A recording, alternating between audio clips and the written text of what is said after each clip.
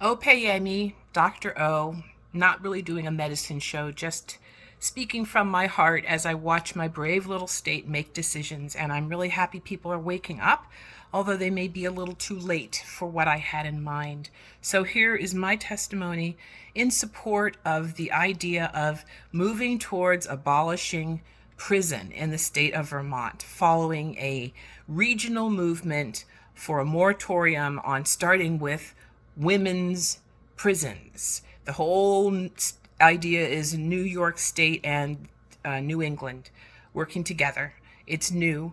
The states that are being challenged right now are Massachusetts and Vermont. So both of those have spanking new prisons for ladies on the way. So here we go. Testimony in support of not doing that and establishing a working study group and at least slowing down and making sure we're not doing any more than cite potential space for these kinds of places, and that those places could include some community housing that wasn't prison or could become other than prison down the road a bit.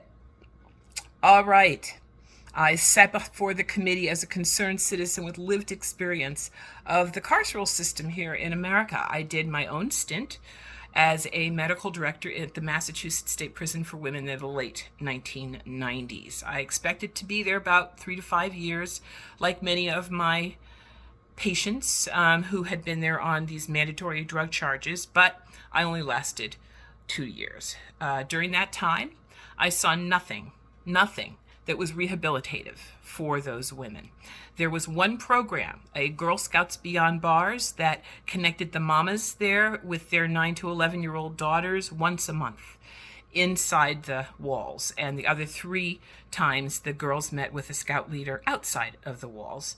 And we know that a lot of the within the walls and beyond the walls communities have been extremely useful as far as rehab, but we're not going to get too caught up on all that right now.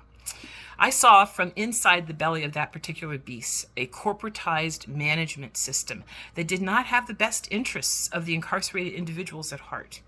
Apparently, corruption and greed in the prison industrial complex has only grown over the last 20 years. Vermont currently utilizes Core Civic to manage its prison system and has just announced a new collaboration with WellPath to manage medical care in our prison system.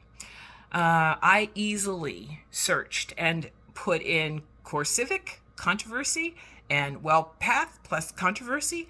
And on each of those, I got an entire page of references to various concerning events that were happening in prisons around the nation. Everything from maggots in the food that the inmates were supposed to be eating, through inmate deaths that could have been due to insufficient medical care, and all the way on to firing whistleblowers.